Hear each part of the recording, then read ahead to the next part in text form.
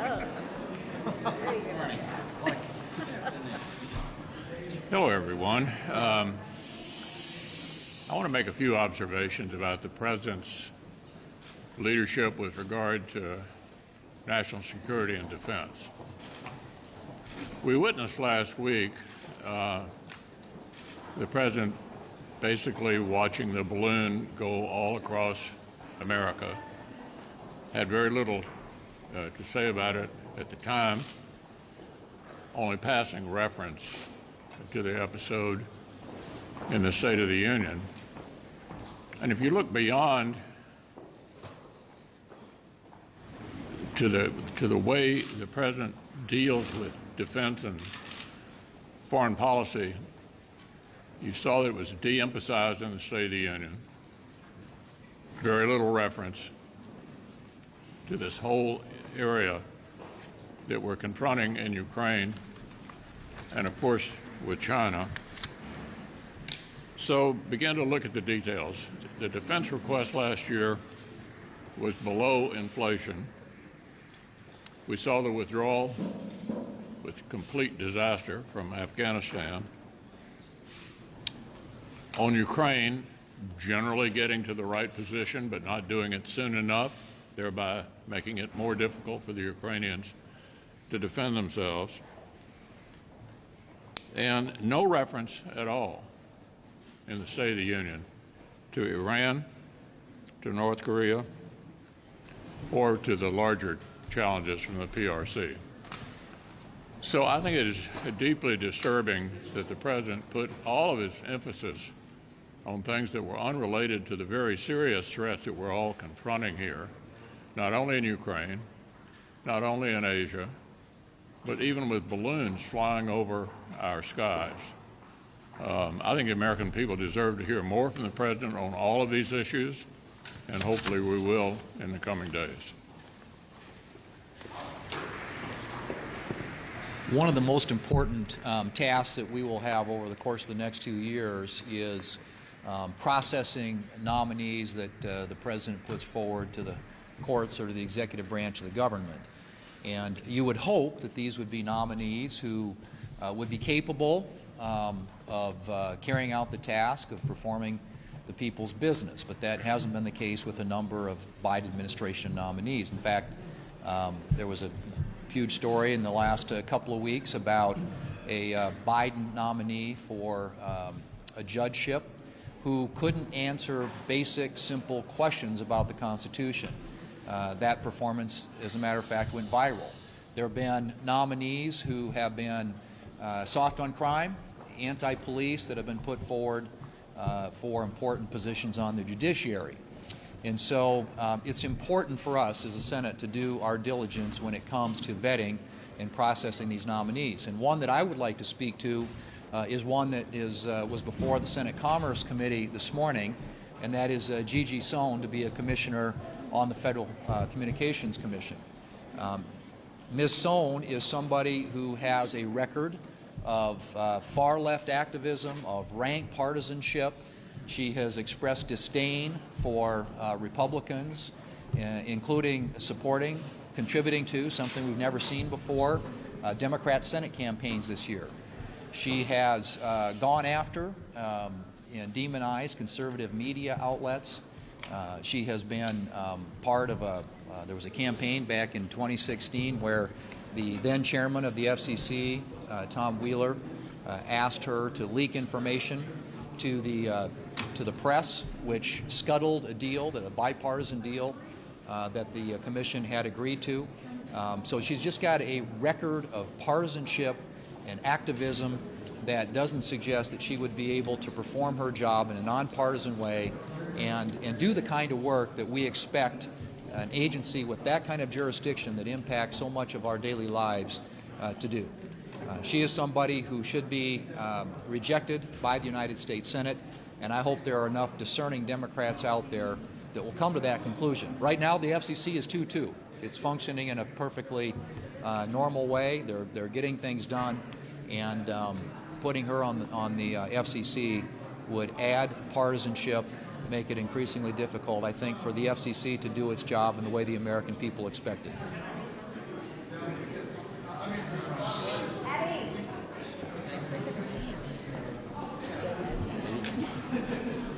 Well, we've had a number of classified briefings related to the Chinese spy balloon and other balloons. And each time the administration tends to want to pat itself on the back for the job that they've done. The president had said what has happened with the Chinese spy balloon, he said, was not a major security breach. He said not a major security breach. Well, I was a surgeon for 25 years, and when people ask me what's the difference between major and minor surgery, major is anything they do for me or my family. This was a major security breach of the United States and a violation of our airspace. It was deliberate, it was intentional, it was consequential. This Chinese spy balloon hovered over locations, including my home state of Wyoming. We have there the ICBM, the Intercontinental Ballistic Missile Base, as they do have in Montana as well. These missiles, the MX missiles, were ones that helped secure the peace for 60 years to prevent nuclear war. President John Kennedy, 60 years ago, called these our ace in the hole. Well, it seems like Joe Biden doesn't care if he turns over and shows the Chinese our hole card. He said he did the right thing. I say he did the weak thing. He only shot down the Chinese spy balloon after public pressure demanded it. This is a complete violation of our integrity as a nation, and the president's indifference and inaction showed weakness not just to China but to the world. This president has been wrong on China from the beginning. Even when he declared for president, he said China is our friend. He said that China isn't our competition. And I guess it shouldn't be a surprise that he said that after Chinese donors put $61 million into a university setting to set up a Biden Center. China's going to continue to test us, test our national security, our energy security, our supply chain, and Joe Biden is playing right into their hands. He's playing right into their hands with his green agenda, which is making us more dependent on China for minerals and materials, for solar panels and electric vehicle batteries. Republicans have a number of bills to deal with this, banning TikTok, making us more energy secure relative to China, but Chuck Schumer's not taken any of them up. Some of you have written on the fact that we are heading in the Senate at a glacial pace. So why aren't we going to these issues? Well, because Joe Biden is unwilling to project strength against China. The American people know that China cannot be trusted. China is not our friend. China is out to get us. We need a president who is willing to stand up and demand accountability from China for their spying and their stealing.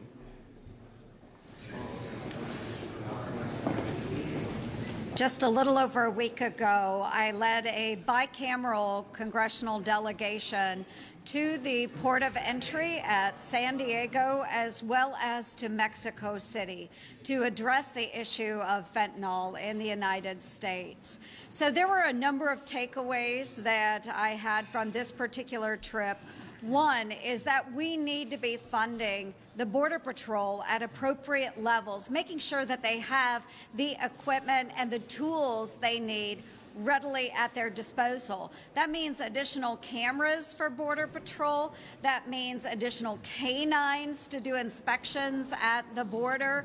I could go on with an entire list of items that our Border Patrol agents need in order to do their job. Second, what I discovered is that we could use an interagency task force, one that has a cabinet-level advisor at the top working with those agencies and Mexico on the issue of the cartels, fentanyl, drug smuggling, the weapons trafficking, you name it. We have seen this in other areas where we have worked with other countries and our various agencies to prevent the trafficking of illicit drugs into our country. And then, of course, we need to up the penalties that we have, whether it's on drug cartels, whether it's on those fentanyl traffickers, those human smugglers, or those spotters that are helping the drug cartels move that fentanyl into the United States. So again, there's a number of suggestions right there that as Congress we could act upon, and certainly this administration could put into place if only they were willing to make that decision. So again, we need to really crack down on fentanyl and the fact that it's poisoning so many of our communities. So please, Democrats, let's step up and let's work together. Well, I'm very concerned about what I see as a soft-on-crime administration here. If we look at the rise in crime, we see that violent crime is up 26%. Aggravated assault is up 34%. And homicides up 43%. We have had the highest rise in our murder rate since we began keeping these statistics in 1960. And this is deeply troubling to everyone across this country because it's occurring everywhere. But what's even more troubling is this whole attitude that we don't need enough law enforcement. We don't, we have enough law enforcement. When we see New York City record resignations, record retirements. When we see our own in West Virginia, our own WVU police can't hire. Our own state police is having difficulty attracting our state troopers. And part of this is because of this soft on crime approach where we're putting our law enforcement in very, very difficult situations, and we're also endangering the public. We see here in Washington, D.C., where the D.C. City Council has moved forward to put into policy a soft on crime agenda, which is lessening the penalties for carjacking and other very violent crimes.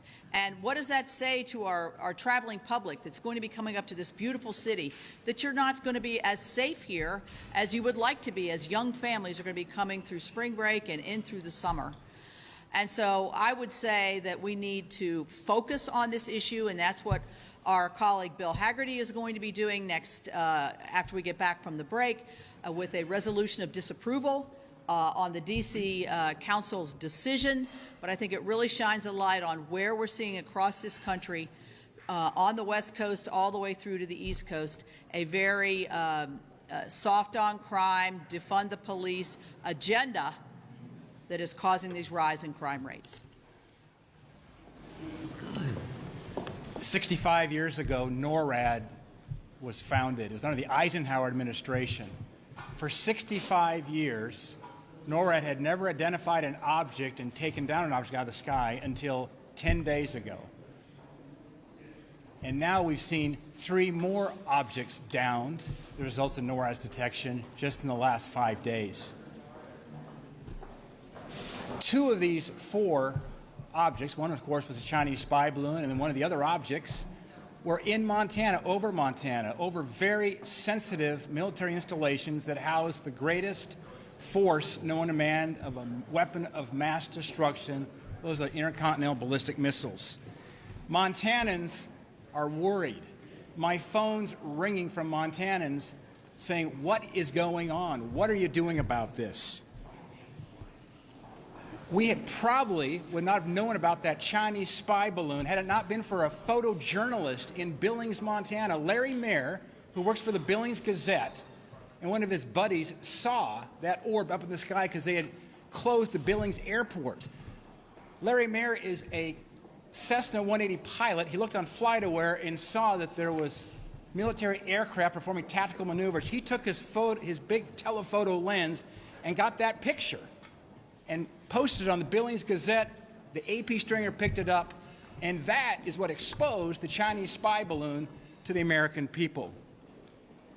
The White House was quiet up until that point, and in fact, they've been much too quiet. The indecision of the White House, the weakness displayed, is a great concern to myself and many Americans. It seems as if the White House thought this Chinese spy balloon was on some kind of concert tour going coast to coast. Perhaps they'd have T-shirts talking about where it's stopping next. It's time for the president to step up. We tell our kids, Homeland Security tells us this, see something, say something.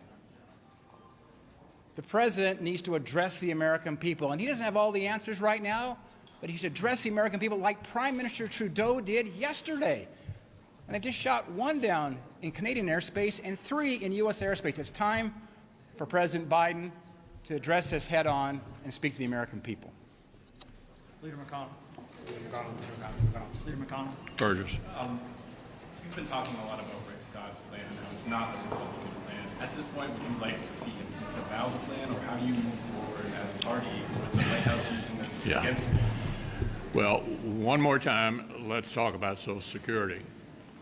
As you recall, there was some confusion last year about what the agenda of the Republican Senate might be if we were in the majority.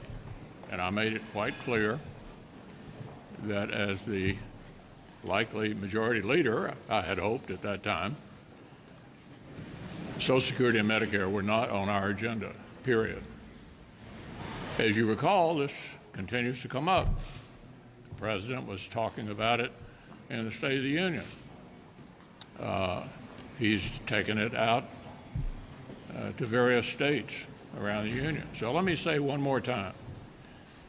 There is no agenda on the part of Senate Republicans to revisit Medicare or Social Security, period. I've noticed that the Speaker of the House has said the same thing. So on Social Security, it is not an issue between the parties. Leader McConnell. Yeah. Democratic Representative Abigail Spanberger from Virginia said that she was more worried about what's going on with these air incursions, China, et cetera, than the debt ceiling. Where do you rate that compared to what we're dealing with these air incursions, compared to concerns over the debt ceiling and the economic consequences we could face? Well, the debt ceiling will be dealt with over the coming months. You're confident it will be dealt with? Yeah, America's never going to default. Speaker McCarthy said that. I've said it in the past. I think it's what he's trying to do here is to achieve some spending reduction in connection with that. I was actually in a negotiation with the then vice president years ago in which we actually did that. So I wish him well. But I think the American people need to know there's not going to be a default. Not going to be a default.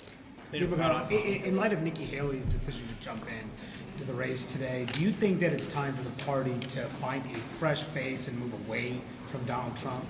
Well, what I think we're going to have is a vigorous primary with a number of candidates making their case, and the American people, those who are registered Republicans who are going to participate in these primaries, are going to decide who they want to nominate.